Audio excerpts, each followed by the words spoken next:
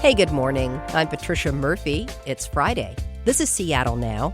This week, Ballard residents got bad news about their long-delayed light rail extension. Seattle is getting its 7th Trader Joe's, this time at Northgate, and hundreds of love locks were cut off a bridge in Gig Harbor. KUOW editor Phyllis Fletcher and film critic Chase Hutchinson are here to break down the week. But first, let's get you caught up.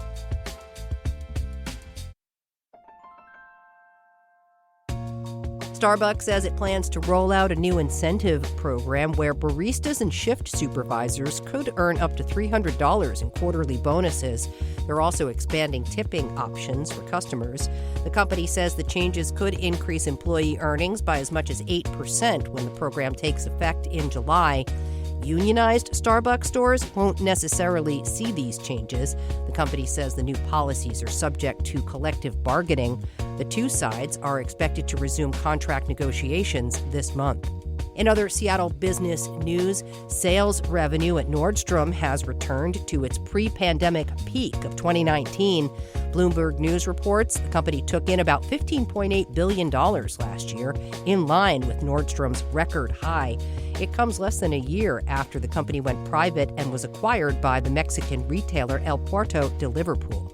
And a traffic heads up for the weekend. Beginning tonight, both directions of I-5 will fully close in Pierce County, right near Joint Base Lewis-McChord.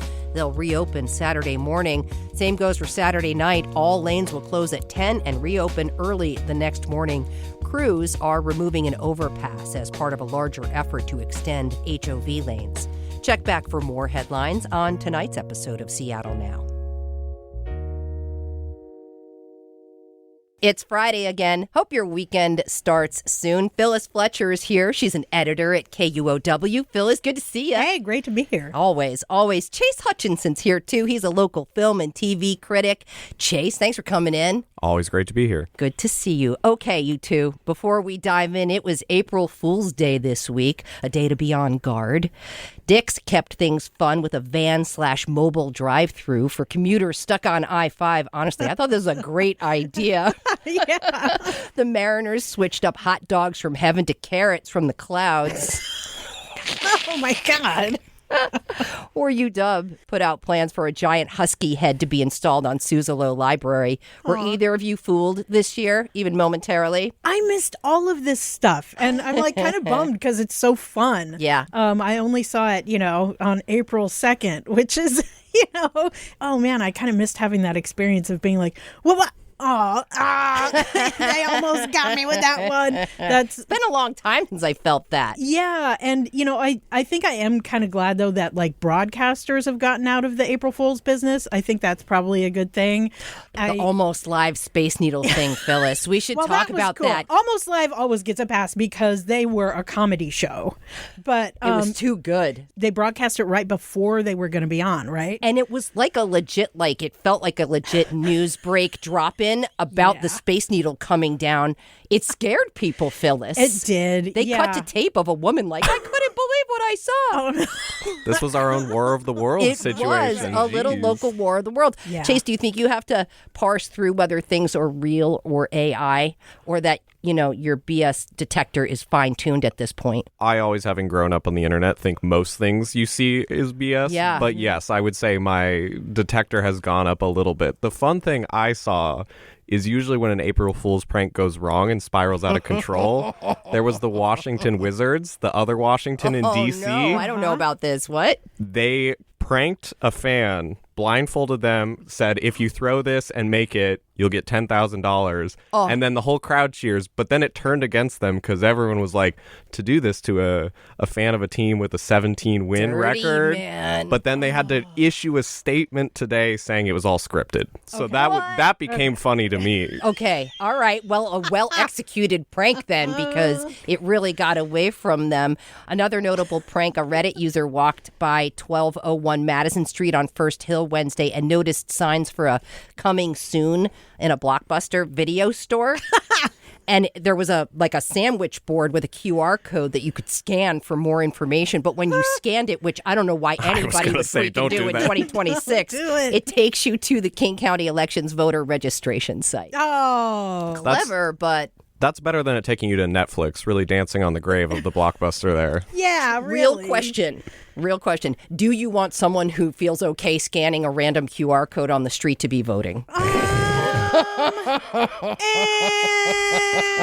And I should clarify just for the record, King County Elections was not behind this. This was some other, we'll find out, marketing group somewhere.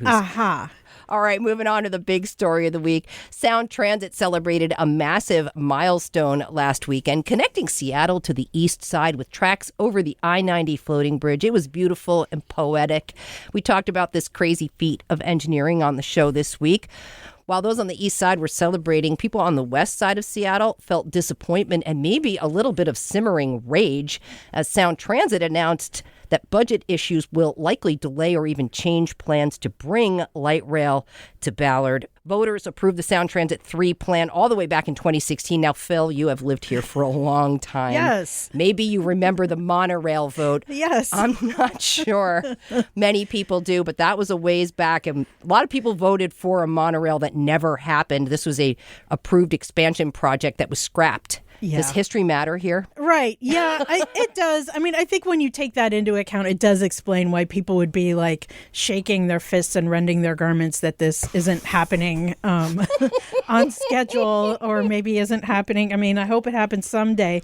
It makes it a more bitter pill to swallow, for sure. I'm mostly a recreational light rail user, so I can't personally gripe too much. And we do have it pretty good in Ballard transit-wise, but like, man, light rail would take it up a level. That would be pretty sweet. Yeah, I think light rail's changed a lot for the stations that have come online. Chase, have you explored new places since light rail went in? Has it changed the way you meet up with people even? It has, and I don't benefit from it as much because I'm from Tacoma, but hopefully someday this can connect to Tacoma. But it seems like a magical, fun thing. Like you were saying, recreation, just go for a ride. It seems like a good time. Going across the water especially, it feels like you're flying. Yeah.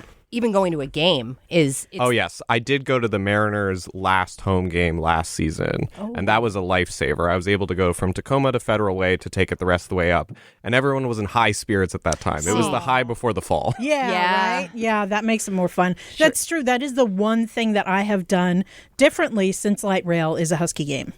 And like I've done it a couple times, and like that's the only way I would ever want to do it. That's pretty fun. Yeah.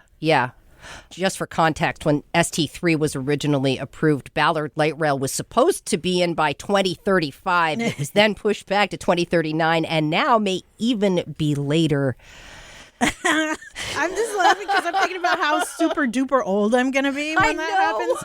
I'm like, okay, certain people in my family probably will no longer be with us. Some people who are kids now will be adults, and I'll be like, oh, my back.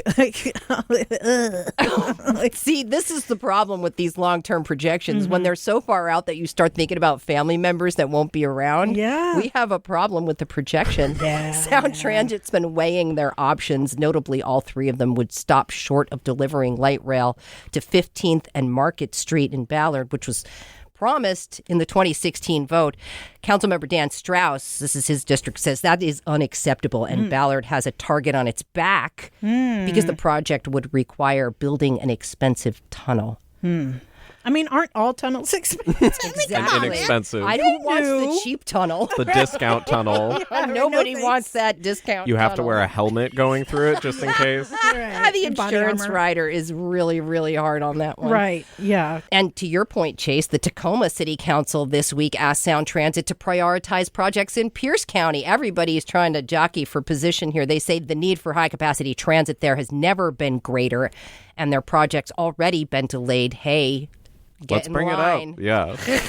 I think it's that everyone has FOMO. Everyone was looking at how fun of a time everybody was having. They're like, let us have some of that too. We want that sweet light rail. Yeah. Tacoma's a cool city. I would absolutely ride the light rail down to Tacoma. And I'll show everybody around what you're missing. Oh my God. Okay, now they need to build it. Yeah, absolutely. And think about it. I mean, 2016 just feels like a lifetime ago now, too. So much has happened since then to change the costs of material and labor. Mayor Katie Wilson said this week Sound Transit could break ground on the West Seattle project this year ahead of schedule. Is there light at the end of the very expensive tunnel? Man, I hope so. I mean, after all this drama and like decades of drama, like you just want it to be functional, right? I mean, there were iterations of this that were proposed in the 60s. Yeah, Come on, man. I know it. This is why, Phyllis, nobody who's lived here since like the monorail vote should be expecting, Yeah, we just want it to happen eventually. Please. So. You don't want to be smiling down on it from above. Oh, man. Yeah, cut to me as a skeleton, like skeleton with curly bacon glasses being like, skeleton thumbs up. I'm finally on the light rail. Oh, my God. Moving on to our next topic. Big news for fans of frozen meals and public transit. Trader Joe's is opening another Seattle location, this time near Northgate Station. Light rail riders can make a stop on their way home. You could expect to see those Trader Joe's bags taking up that seat. Put it on your lap and we can talk. Yes. And there's also a huge parking lot, which almost makes it impossible to put a Trader Joe's in a place because there's too many parking spaces for people. Yeah. What is there to fight about? I know. Yeah. This is my neighborhood up here. I live just a little bit north of Northgate, and I wonder what would Trader Joe's opening in your neighborhood would feel like. Dude, I am very lucky. I live in a like golden triangle of Trader Joe's. So like I work next to a Trader Joe's, and then I live kind of near the Ballard Trader Joe's, and then they opened the Greenwood Trader Joe's, and it was on like Donkey Kong. And that has a pretty good parking lot. Yeah, pretty good. And like they have a big enough footprint that the aisles are wider, which makes it so much more pleasant. Wow. And everyone, and they got the tiny shopping carts, so there's plenty of room to like navigate those. Like people are always in a good mood in that spot. I have noticed that. The U District one is like full combat. Yeah, you're better off with a basket in that one. Yeah. And just in and out, nobody gets hurt. Or you can use it as a weapon. Chase, why does Seattle love Trader Joe's so much? I think because it's got really good snacks. I was talking with someone recently. It's not like a great produce store. You're not doing your full deep grocery store shopping, but you got really good snacks. And I think it feels good because it seems like there's a sheen that it's healthy. It's good for you. That's funny. I know. Dark chocolate peanut butter cups are I was good going to for say you. that one. It's good for your heart. I read one study about it 20 years ago. And I never read anything. I sewed my eyes shut, so I would never read anything else after that. Our team swears by the tikka masala and the ganache cake, hands down some of the best stuff at Trader Joe's. Ooh. Although I will say, the chocolate ganache, they have spun into every kind of flavor now. You can get like a yellow cake with a chocolate or a carrot cake with a, cream cheese frosting. Same style. Okay. But since it's become popular, the frosting has shrunk just a little bit. That's inflation for you. Yeah. I'm not even kidding because the frosting to cake ratio was chef's kiss on that thing. Come on, Joe. No, I know. All right, what do you absolutely avoid at Trader Joe's? Bread. Oh. Yeah. Why the bread avoid? I've never... Really? Mine has gone bad too fast when I've bought it there. Too quickly to kind of rot? Oh. I think if you're a fridge bread person, it probably works. But I'm a countertop bread person. Maybe they don't have preservatives in it or something. I don't know. But I can't figure out the magic to make their bread last. So unless I'm eating it all that day, like if I'm making sandwiches for everybody, I'm taking it to a barbecue or something like that. But otherwise, I swerve on the bread. Sorry, Joe. All right, moving on to our next topic. Spotlight on you, Chase. You wrote in the Seattle Times about how a teacher at Seattle's Lakeside School inspired an Easter egg in the newly released Project Hail Mary. Director Christopher Miller and producer Adia Sood are both Lakeside grads and snuck in an homage to their former math teacher. Eagle-eyed viewers might notice a drawing of a balloon dog on the classroom whiteboard of Ryan Gosling's character. The drawing was a teaching tool used by longtime Lakeside math teacher Tom Rona. It was a way to get students excited about math. Now, Rona stepped back from teaching at Lakeside in 2024 after 47 years. Miller says Rona made a funny book about math problems starring the character named Balloon Dog and included the detail in the film as a way to honor him and honor inspiring teachers everywhere. Chase, does knowing a movie has roots in Seattle make you more interested? You're a movie guy anyway. I know. The answer is going to be yes. What about you, Phil? Oh, yeah, totally. As soon as I read your piece, I was automatically like, okay, I definitely have to see this movie now. I hadn't seen it yet. So I want to see it, and I want to talk to my friends about it, like, especially if they went to Lakeside. Like, do you remember this guy? Did you know anyone who knew this guy? Like, I love that. I did hear from lots of people, even after it published, that said, oh, he's great. We love him. It did make me have a little bit of FOMO, because I was like, and this is going to be a joke at all my fellow journalists and writers, not exactly a math person. You don't go into journalism if you're a math person. So maybe through this too, going, I mean, man, yeah. Maybe if I'd had Tom, things would have been better. I needed a teacher like Tom. Yeah, right? I did. Did either of you have a teacher that inspired you like this? You know, I was lucky. I had so many awesome teachers in Seattle Public Schools over the entire 13 years that I was educated there. And I've had many opportunities to shout them out. But I was thinking particularly of this balloon dog thing. Yeah. And like, who did I have who had that? And I really think it was my 11th grade French teacher, Mr. Pashkovsky. He was ethnically Russian and had been raised in France, and he was just sick of us, man. He was just like, I have had it with this whole thing. He was like an insult comic, but Russian and French. Like, he was cold. He would bust people out. He would dog on them in English and French. And something about his entire demeanor just made me, A, like, write down every single thing he said because I thought he was hilarious. But B, like, I wanted to somehow, like, engage him. I wanted him to like listen to me and like maybe light up a little bit when I spoke French. Mm-hmm. And I think it did make me a better French speaker. So it was just his utter authenticity was his balloon dog. Yeah, I had two Susans. When I was in high school, It was Susan Wurst, who was actually the best. She was my debate teacher. And then when I was in college, it was Susan Owen. And she was the person that got me into film and studying that more. That's so awesome. Yeah. That's so awesome. I had exactly the opposite experience with 99% of my teachers until I got to college. No. Well, as you might imagine, I was a little bit of a handful as a student.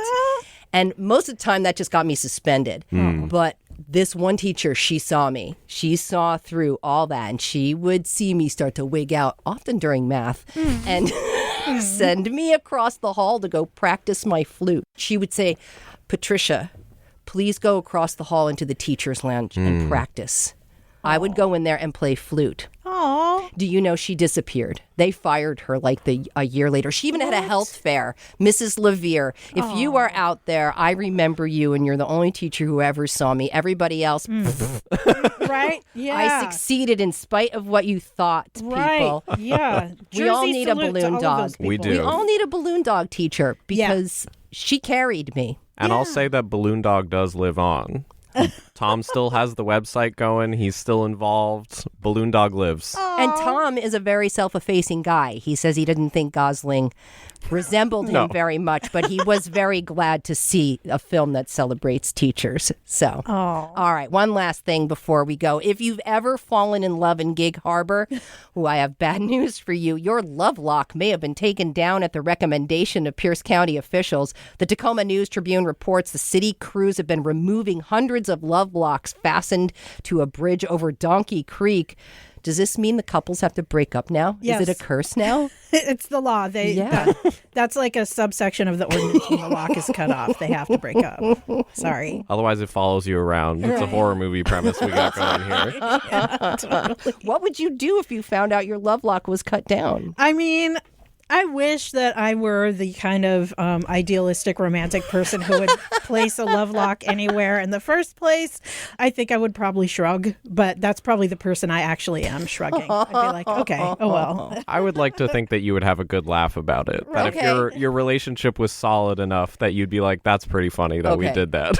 Yeah. Well, in one inspection report released last October, the county estimated there were about 500 locks on the bridge over Donkey Creek. I've seen locks on the bridge at Carkeek Park, the bridge that goes over the railroad tracks. I've seen them on there. Oh, really? Yeah, Those not in about this to get quantity snipped. though. Man. I wonder if they regularly snap those They off because have to. Come yeah, on. I would imagine. If you're unfamiliar with the tradition, couples will write their initials on a padlock and put it on a bridge to symbolize their undying commitment. I am not a put a lock on a bridge kind of gal either. Nah, I mean, aren't locks like $10? They'll buy me a few bags of spinach at Trader Joe's. Yeah, man. A bridge railing in Paris actually collapsed under the weight of its padlocks in 2014. Chase, is this sweet or is it just more work for public works people? I mean, it is more work for public works folks, but it cries out to me of we need more public art. We need some way to people to celebrate their love for each other and love for love that doesn't involve potentially a bridge collapsing or a fence falling down. Yeah. All right. Well, now that all the locks are gone in Gig Harbor, there's a new sign that reads, "Locks are prohibited on this bridge. All locks will be removed without notice." And your love will die. Right, Does Gig Harbor hate love or love safety? I mean, I guess they love safety, right? But I guess the message would be more palatable if they had, more artful signs about it, or had someone clever writing the messaging, or had something more artistic that explained what the tradition was and why it had to end. But I guess they're just not having that, and they're just stop putting these here, man. Yeah, I think they hate love. And actually, if I think back to that teenager that I was, that disruptive gal, locks are prohibited on this bridge is definitely a reason for me to start. I was going to say, for some people, they're immediately like, all right, well, now I got to do it. Thanks for the great idea. You're an edgy teenager with your gal in Gig Harbor, you know where you're going next. And we are going to leave it there. Phyllis Fletcher is an editor at KUOW. Chase Hutchinson is a film and TV critic. Thanks, Chase. Loved being here. Thanks, Phyllis. Thanks. Appreciate you listening to Seattle Now, and thanks to our generous donors for your support. Hey, why not lock up our love right now? Take a moment to rate and review the show on your favorite podcast app. Today's episode was produced by Vaughn Jones. It was edited by Andy Hurst. Our production team also includes Caroline Chamberlain Gomez, Brooklyn Jamerson Flowers, and Paige Browning. Greg Kramer does our theme music. Seattle Now and KUOW Public Radio are members of the NPR network. I'm Patricia Murphy. See you tonight for Evening Headlines.